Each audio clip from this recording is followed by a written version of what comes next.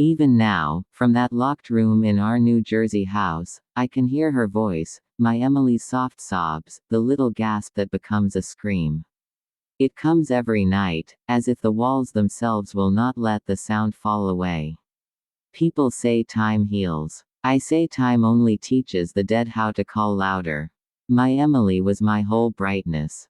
She laughed like sunlight through a kitchen window, she kept dreams folded carefully, as if they were glass she did not want to drop. I gave her to a man I thought would keep her safe. We held a small wedding near the university where he worked. There were lanterns and cheap flowers and too many relatives with advice. She wore the dress she had chosen with quiet pride. That night, she stepped into the room that was to be her life and tried, with all the strength she had, to make herself into a bride. She already knew. Before the candles cooled, she had seen the proof in the orbit of a phone screen, a flirtatious message, a photograph that meant nothing to anyone but everything to a young heart. She kept it folded, like something sharp you do not want to prick a hand with, but the weight of it made her still. When he came in, his smile fit his face like a practiced costume. She looked up and said softly, "I know." The smile snapped away. His tone went small and dangerous. "Don't tell anyone," he said. "If you do, you will regret it." She held her head high. "I won't live a lie," she told him. "I will not be your secret. I cannot speak the worst parts aloud. Some things settle into a place where words tear more than they help. But you must know this." He struck her. The night that was meant for vows became the moment a life stopped. He moved with a silence meant to hide how wrong the world can be. He locked the door. He told us she had left in the night. We wanted to believe the easiest story and so we were fooled. After we buried her, the house learned to speak her. At first it was small, the faint clink of anklets that should not move, the whisper of a dress. I told myself old houses make old sounds. Then one night, very late, I heard a voice so like hers that my heart forgot to beat. "Mama," it called, so small it might have been the memory of her. I did not go. How can a mother go calmly to the place where her child took her last breath? How can one walk into the room where the light died? It is not only calling. The room speaks in ways that make the rational mind trip. Once the curtain shook though there was no wind. Once a photograph fell from the mantel, face down, as if hiding. Imran, her husband, began to unravel. Guilt is a living thing, it crawls under your skin and makes you unsteady. He started leaving plates untouched, staring at the corners of rooms as if conversations happened there without him. He confessed in the dark that he saw her, a figure dressed in white at the window, a face burned in the wrong way, eyes like river stones. He would sit on the stairs and whisper apologies to the air. I used to wake and find him at the locked door like a penitent man, shaking, whispering her name until the house swallowed his voice.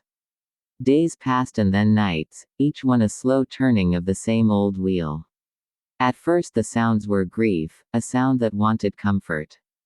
Then they changed. There was an insistence that showed in the rhythm of the anklets jingle, a pattern like counting.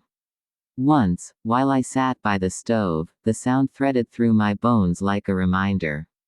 It was then I began to understand. She was no longer simply calling for comfort. She was assembling something. Her voice started reaching into my dreams.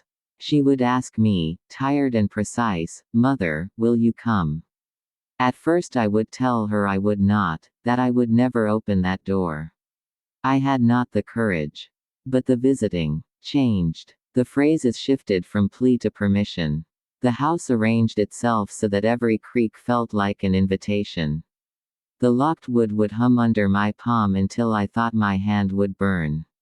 Once, the lock felt warm as if someone had been touching it from the inside. Then a terrible thing happened. One morning Imran woke as if from a dream he could not name. He walked through the house with an odd, far-off look.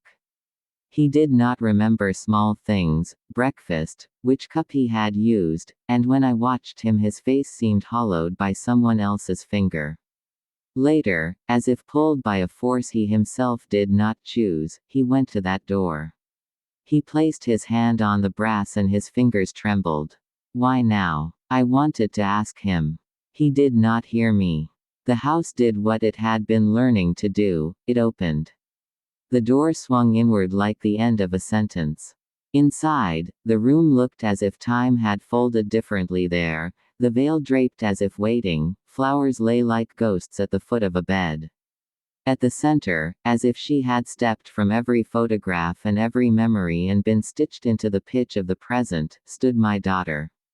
She wore the dress she had come to that night. It was not the bright thing of her laughing face, it looked like the memory of white stained with a thing I do not say aloud. Her eyes met his, and something moved in him, like a beginning of understanding coupled with the sudden knowledge that there is no return from what has been done. She did not beg. She did not cry the way she had when she was afraid. She spoke to him in a voice that was both Emily and not Emily, a voice that had learned the shape of patience while the world slept. You took everything, she said simply. Come lie down. There is a mercy to the way truth sometimes comes, it is direct and unsparing. He stumbled forward as if toward a confession, as if sleep might make it less sharp. He bent and then the room held him as if it were the hand of another living thing. I cannot tell you in detail how it ended, only that when the house grew silent and the morning came, the door remained closed. This time it was not a lie that kept it shut, it was a seal. On the bed lay the dress, arranged as if a hand had smoothed it. The world that needs bodies and clear explanations, would later say he had left, that he had walked away. I know differently. He was gone. The house kept the secret as if keeping it paid some debt. And that night, when I pressed my ear against the door, the sound that came to me was not a plea. It was a single, long exhale, like a thing relieved. The crying, the pleading, the thin, broken music of a life taken early, those sounds loosened, as if something heavy had finally been put down. She had taken the reckoning and returned it like a coin dropped into a well. I do not glorify retribution. I am a mother whose child was stolen, the math of what we call justice and what the world offers rarely aligns. But I have seen the way a house remembers what is done inside it. I have felt the soft, terrible intelligence of a voice turned from sorrow into demand. When neighbors speak of haunted houses as stories to tell on cold porches, I only think of the small, sharp fact that walls do not lie. They hold memories. They hold the last sounds. They teach even the living to listen. Now the door stays locked. People ask me if I want to sell the house, to leave the echoes behind. How do you sell a place threaded with the voice of your child? How do you leave the place where your last word to them existed? I stay and I listen. Sometimes the sound is light, like someone trying a new song, sometimes it is the kind of silence that means something has been decided. I feel her near, not as the girl who used to braid her hair on the porch but as a presence that moved through the world and fixed an account. The house sleeps in a different way now. I sleep in a different way, always alert, always turning toward that locked door.